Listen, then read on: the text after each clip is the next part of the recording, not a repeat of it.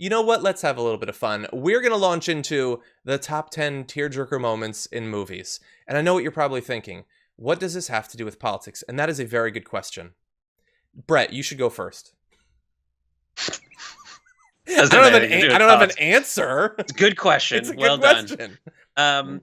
I also like let's have a little fun and talk about things that made us cry. But it's cathartic. Okay, top 10 cathartic moments in movies. All right, my perhaps. number 5 is the funeral in Royal Tenenbaums. This is something that made me cry. And this is going to start off, I wanted to start off on the saddest note. Like, my dad died a year before this, and one of the details about it was, like, at the funeral, they actually had AstroTurf around the hole that they lower it into. And this is a beautiful scene in its own right, because all the characters that you've dealt with the whole time, it's the final scene in the movie, and they all walk out in slow motion in a very Wes Anderson way, and you get to see how everybody has been affected by it. They've grown or not grown in whatever way, but it was such a powerful moment. And I saw it at college at this thing called Flicks we did, where you would just go and watch the film with everyone else, and I had to stay after for like 5 minutes because I was just absolutely bawling. I have this soft spot in my heart for like scenes where the dad does whatever for obvious reasons, and this one was just like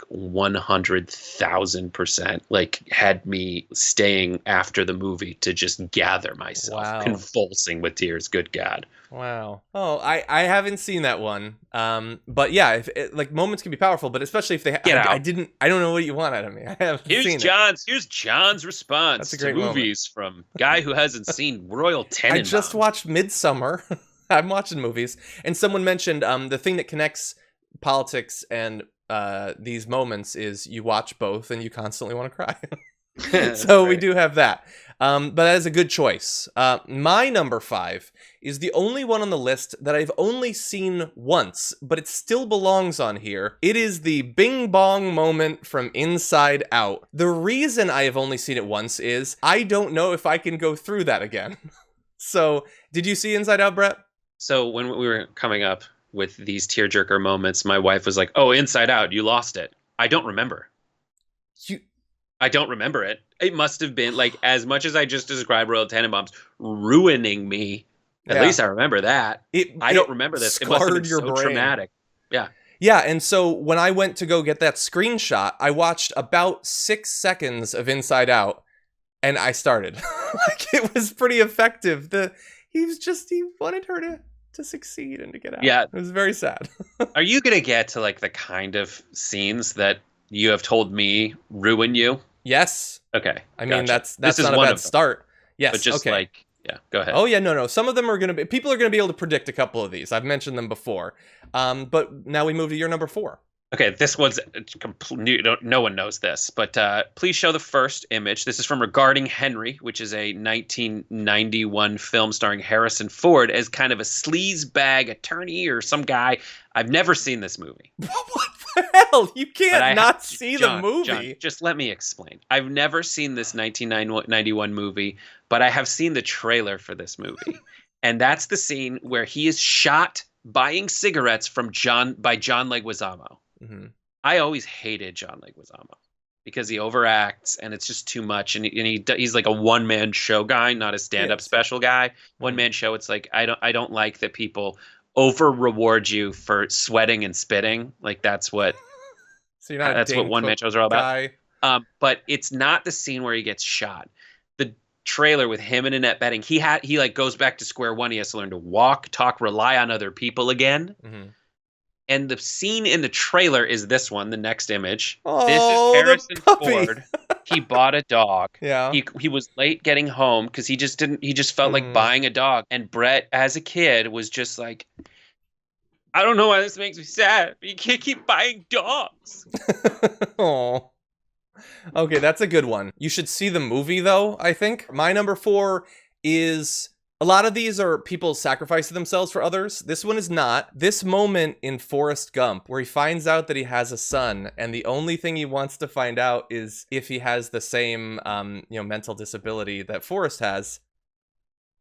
I mean, it's like he understands so perfectly, despite all of, everything.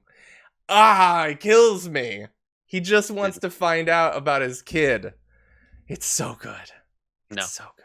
I was like, all right, buddy. You don't like that moment? It did not affect me whatsoever. You are a monster. This is my number 3. Yeah. My number 3 is Toy Story 3. Uh-huh. This one is my runner-up was like that scene in the Pixar movie where they get all their scientists together to say like, how do we ruin people? It is everyone. Yeah. Every damn one. But this one was particularly like manipulative. This is the scene in Toy Story 3 where all the toys that you've spent your entire life like building relationships with, they finally end up like going toward an incinerator. Yeah. Jeez. Slowly, and not just like your toys, because they make you feel like a kid again, and then they make you feel like you're playing with these toys, and these toys are going to get incinerated. But there's this point where they all accept that they're going to die. Yeah. And they like grab hands. I saw this at a screening at the El Capitan Theater for the Rotten Tomatoes show, and I was with our interns, and James Janessi was next to me. That's his name. And I remember being so grateful that I had 3D glasses on to block so that he tears. couldn't see me try. And then I put my finger by the corner of my eye and tilted my head so that the tear would go down the inside of my finger, because I am so out of touch with my emotions that when I get in touch with them, I don't know what to do except defend myself against anyone else finding out about them. It's a great moment, and I will just say I thought they were going to die. I did. My number 3 is... look, I'm embarrassed in advance to even admit this because literally no one agrees with me here. There's a moment at the climax of Independence Day where the dad wants to take out the alien ship. His missile can't fire, and so he gladly flies it into the super weapon. And just from, like, his whole life was him being this, like, F up and everything, but his willingness to do this, it shouldn't work, but it works for me every single time. It's a powerful moment. It's weird how close your... It's weird to me how close, timing-wise on the timeline, your tearjerker moment is chronologically to a man shouting, "Up yours." Yeah, it works. It works. What can I say? What's your number 2? Shouted, "Up yours." What's yours? All right. The next one is, so my friend Phil, he's like a writer, and he was like, he just reposted that randomly on his timeline. And that is from someone tweeting like, I miss being in movie theaters because it's just such a shared experience and we can't have it, but I'm just sharing that I believe it. But that is something that is so amazing to me. I lost it watching it, and tear jerking, not in like a sad way, but in the like, let's do this way. Yeah. And there's so much that goes into that. It's literally 10 years of filmmaking. And it was such an accomplishment because you know that people who made these films liked reading comic books as kids. Yeah. They just did. And they had a certain feeling in them when they were reading those comic books. And as I worked in a talent agency in around 2004, when people were trying to translate that feeling they had as a kid reading those comic books to the big screen and just failing miserably at it. Yeah. Just failing, like Green Lantern, just being like, I don't know, it's a comic book, put it on screen. But the Marvel Cinematic Universe was able to effectively turn everyone in the audience into that kid again reading those comic books. And it's the same as like when you had, and I'm going to pull Olaf into screen because it's on my desk, but like just like someone being like, bam, fight. Yeah, but it works. And it's just like someone using someone else's weapon to do something. But it represents a lot. It has weight. And it represents so much, but it is just like, wham, bam, fight them. But it has so much more deep emotion. And then hearing everyone in the theater, as you heard in the background. Totally. It was amazing. My next one happens like 2 minutes after yours. It is the moment when the portals begin to open, and I was reminded of it too by the same viral thread. Again, it's the payoff for literally years, so many movies, and it just I can watch it over and over, and it'll have the same effect on me literally every time. And it's one of the best moments I've ever had in a movie theater was when that happened. Both of them. Yours is great too, but this for me was just I don't know, seeing them come through. It was so subtle, but there was a lot of moments like that back to back in that movie. Yeah.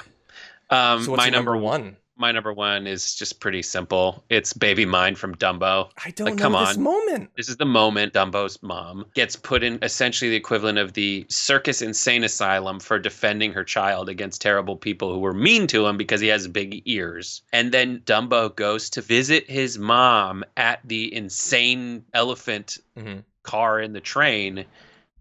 And it says like mad elephant. She's been labeled as a mad elephant, John. Stay away. That and is so sad. Dumbo just goes up there and like wants to have time with his mom. And then like it says, "Baby mine, don't you cry." And just like that moment where Dumbo with those big eyes, and it's 1941, a war's on, but who cares? She's looking up. He's looking up So and just being sad. like, "Oh my God, that's my mom." And the mom's just like, "I did this all for you." And Mm. he's just a little baby. It's pretty good. I don't remember that moment, but that is pretty good. Because you are a monster. I'm a What's monster. your number one? My number one is going to be a moment that summed up like the best on-screen relationship like ever, the best hero, the best character ever. There were a few from this movie that I've talked about recently that would be very effective, but the line that Sam delivers to Frodo, that he can't carry the ring for him, but he can carry him. Oh, every time. The portal in that really could be 1 and 2 either way, but it's such a good art. What is wrong with you? What is wrong with you? I love the movie. Walked to the ends of the earth with Frodo to help him. No, It's the ultimate friendship on screen. Just like the other one that didn't have an effect on me. Like, I understand why people get sad at that. I just don't. Well, I love it. I love it.